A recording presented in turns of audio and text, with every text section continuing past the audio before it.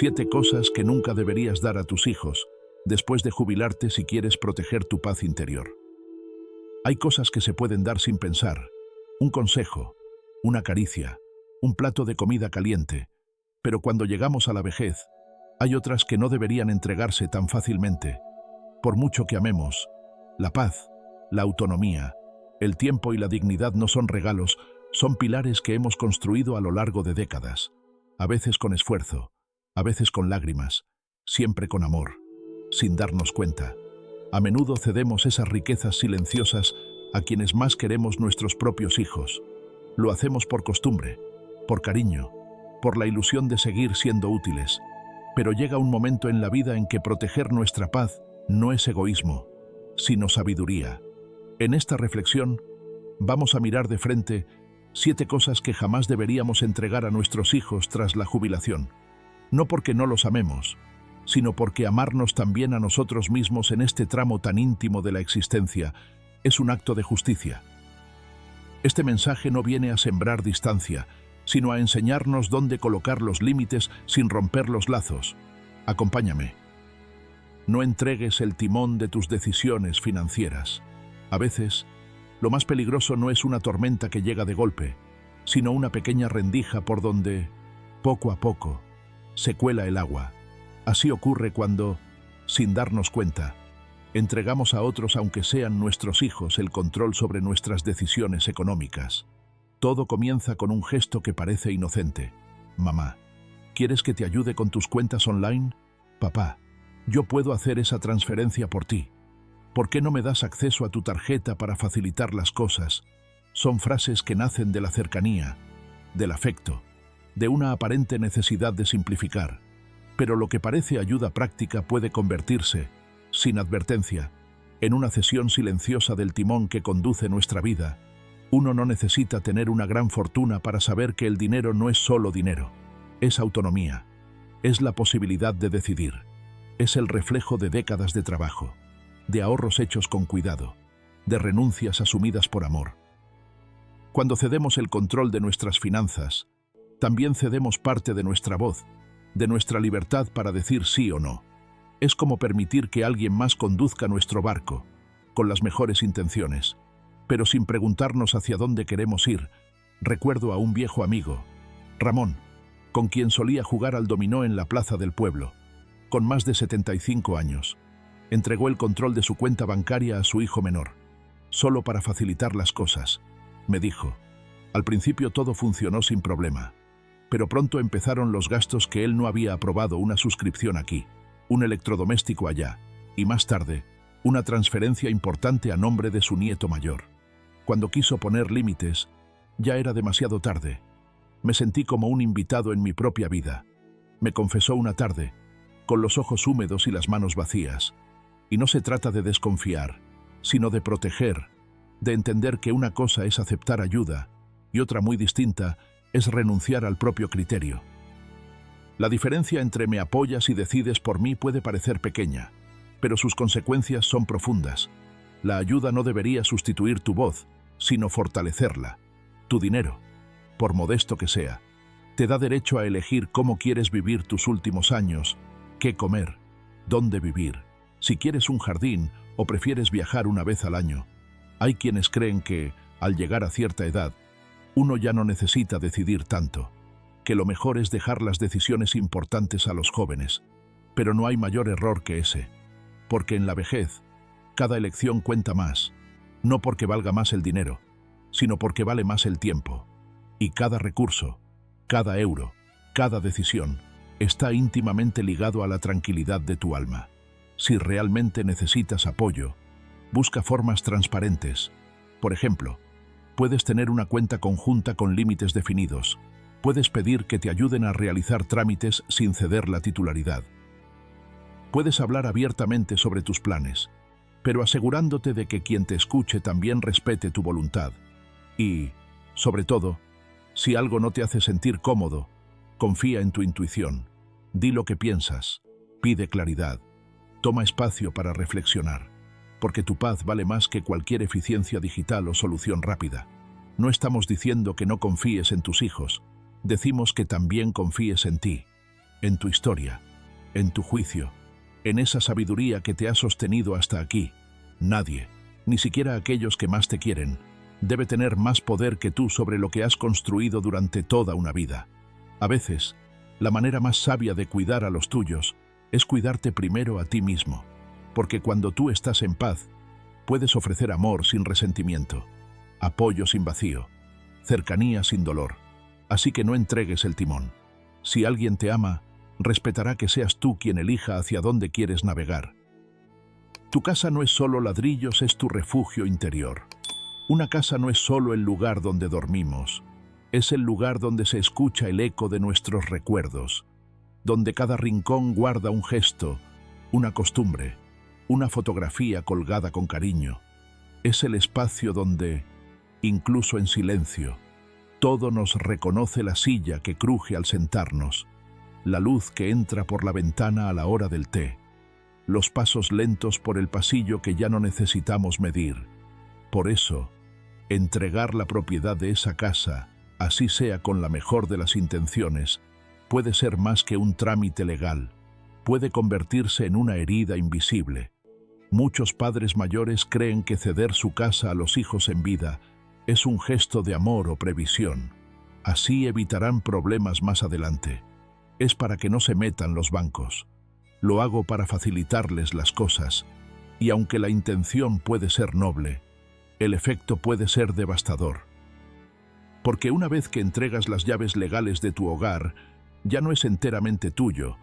Aunque sigas viviendo en él, ya no eres dueño, sino huésped con permiso, y eso, con el tiempo, puede volverse una cadena suave pero real. Hay historias que me han quedado grabadas, como la de Clara, una mujer serena de 82 años que decidió firmar la escritura a nombre de su hija, para evitar papeleos futuros. Todo marchó bien, hasta que la hija atravesó un divorcio, y la casa se convirtió en parte del litigio legal. Clara se encontró en su salón, rodeada de cajas, esperando la resolución de un juez. Nunca imaginé que mi tranquilidad sería papel en una carpeta ajena, me dijo con una mezcla de dolor y resignación. Esto no quiere decir que tus hijos sean personas malas. Significa que la vida es impredecible. Las relaciones cambian, las circunstancias también, y lo que hoy parece estable, mañana puede sacudirse con una tormenta inesperada. Ceder tu casa antes de tiempo es como regalar el ancla que te mantiene firme. Puede que nunca te falte, pero si te falta, te arrastra con todo. La propiedad de una casa no solo da seguridad económica, también te da voz, te permite decidir a quién invitas, cuándo quieres privacidad, si deseas vender, alquilar o simplemente envejecer mirando tu jardín. Es más que un techo, es una prolongación de tu identidad. Y perder ese derecho, incluso sin conflicto aparente, te hace más vulnerable a decisiones que no compartes, a silencios que incomodan, a una dependencia sutil, pero constante. Si estás pensando en organizar tu herencia, hazlo con claridad y cuidado. Consulta con alguien que entienda de leyes de la vejez. Existen formas de proteger el futuro de tus hijos sin comprometer tu presente.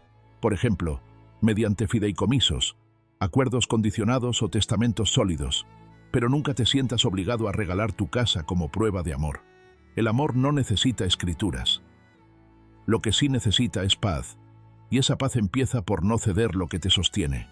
La casa que tú construiste, viviste y llenaste de historia, tiene un valor que va más allá del mercado inmobiliario. Tiene el valor de tu vida vivida entre esas paredes, y ese valor merece ser respetado.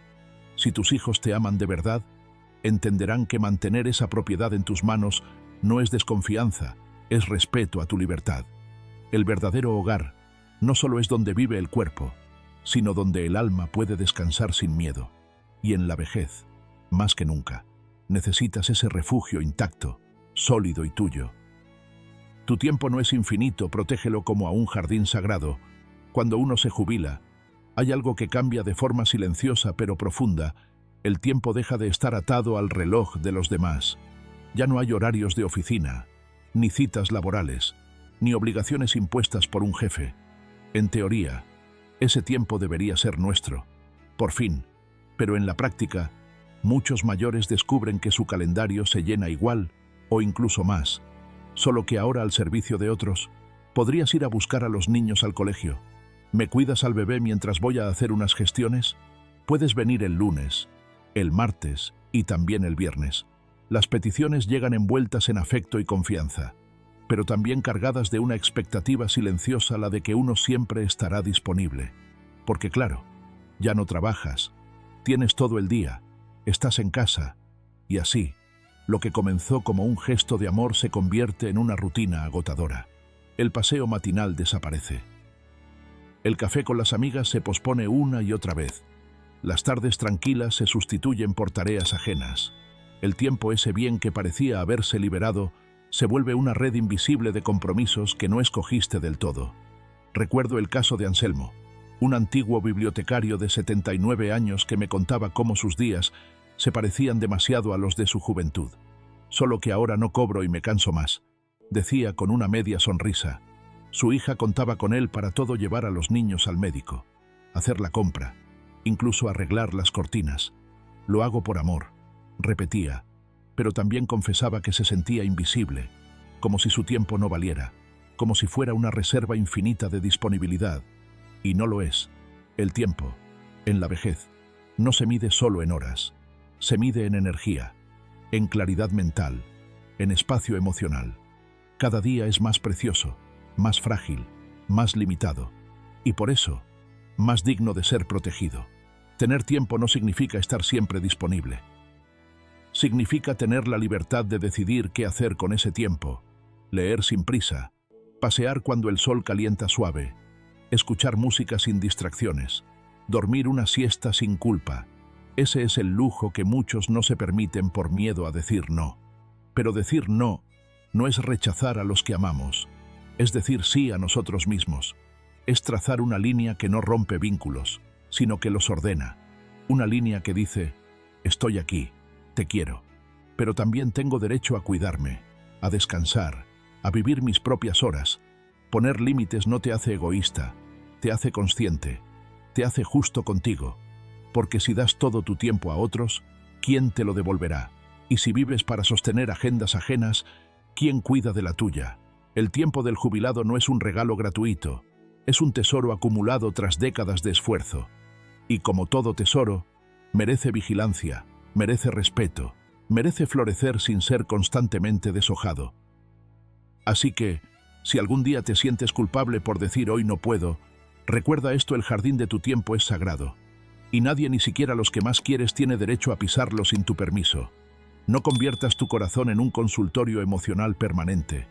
Durante toda la vida hemos estado ahí, escuchando, consolando, dando consejos a nuestros hijos cuando caían, cuando sufrían, cuando dudaban. Ser el hombro donde lloran, la voz que calma, el refugio donde siempre pueden volver. Ser padre o madre es, en muchos sentidos, ser también terapeuta del alma. Pero llega un momento en el que seguir en ese papel sin descanso ya no es sano. No para ellos, y, sobre todo, no para ti. Porque aunque el amor no envejece, el corazón sí se cansa, y el alma, cuando está siempre abierta al dolor ajeno, también puede agrietarse sin que nadie lo note. Hay hijos adultos que, sin mala intención, vuelcan cada problema en sus padres mayores. Llaman para hablar de sus frustraciones laborales, de sus discusiones con la pareja, de sus miedos más profundos. Lo hacen porque confían, porque sienten que su madre o su padre siempre sabrán qué decir. Pero esa confianza, cuando se vuelve dependencia emocional, puede ser una carga silenciosa, casi invisible, que va minando poco a poco la serenidad del padre mayor. No es que no quieras escuchar, es que ya no puedes absorberlo todo.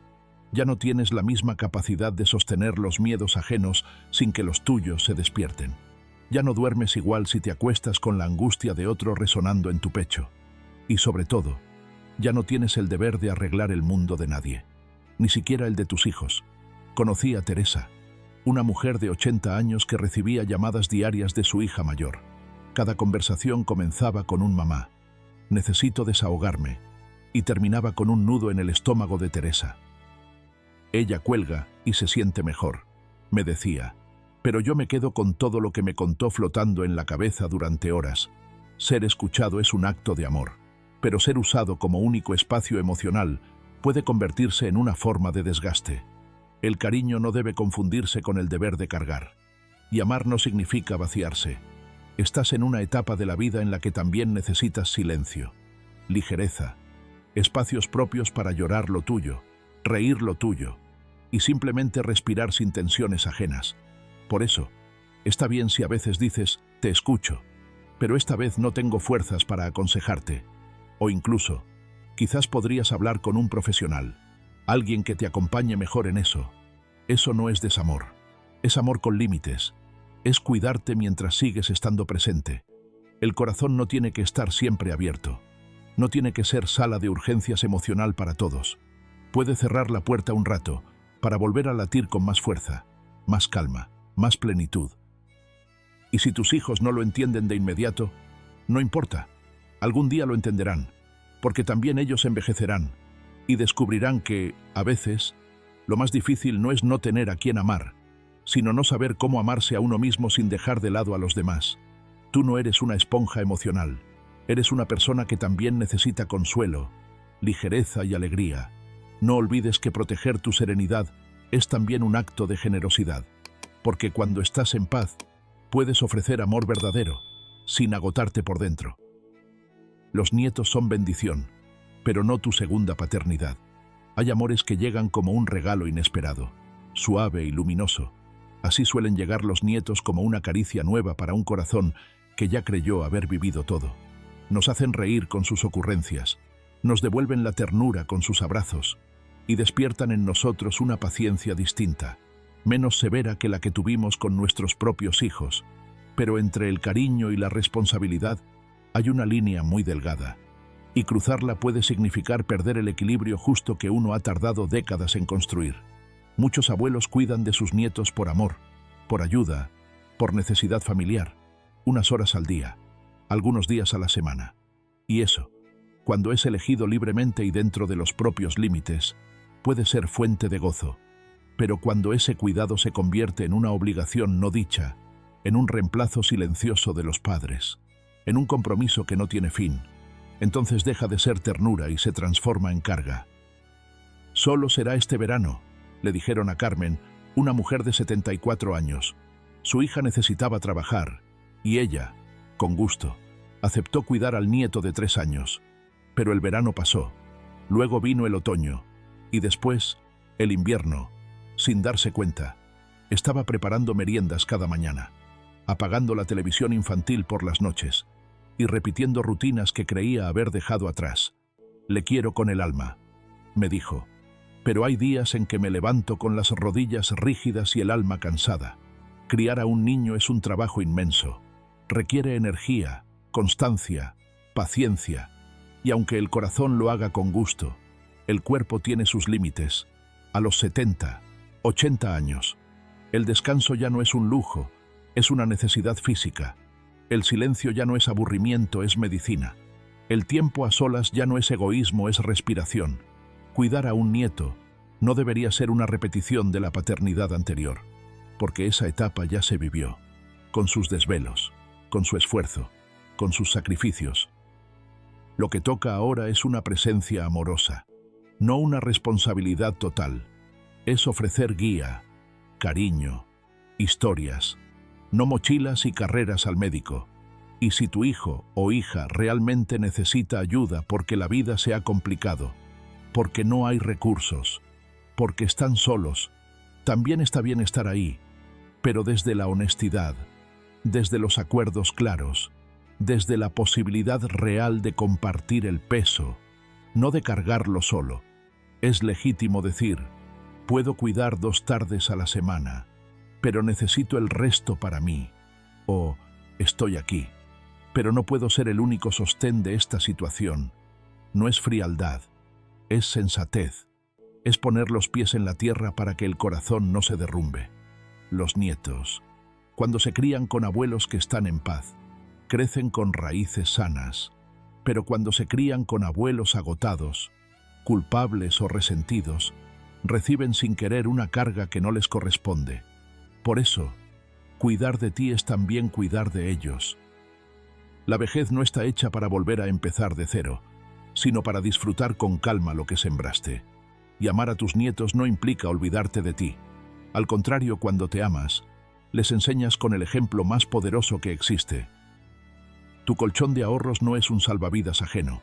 El dinero que uno guarda para su vejez no es solo una cifra en una libreta bancaria. Es, en muchos casos, el resultado silencioso de toda una vida de esfuerzos, de madrugadas con frío, de años sin vacaciones, de cuentas cuadradas con precisión casi artesanal. Es, en el fondo, un símbolo de responsabilidad, de previsión, de dignidad.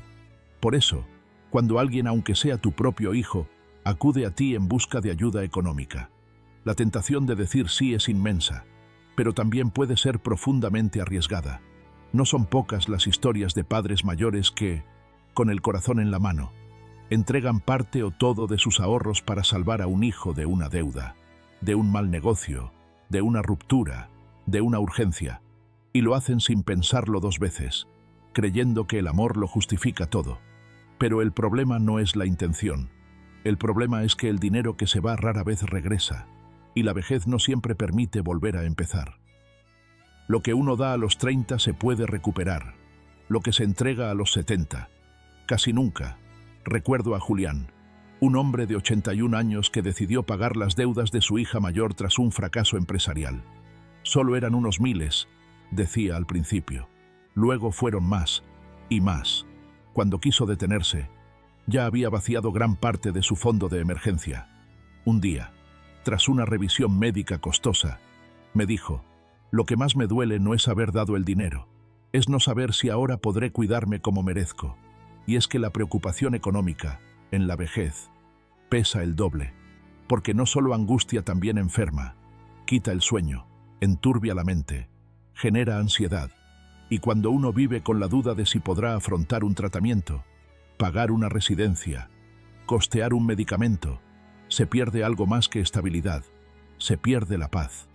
Decir no puedo ayudarte con dinero no te convierte en un mal padre, te convierte en un ser humano que conoce sus límites, porque tú también necesitas sostén, porque tus últimos años deben estar rodeados de seguridad, no de sobresaltos, porque, si tú caes, serán ellos quienes tengan que ayudarte, y eso también los puede hundir.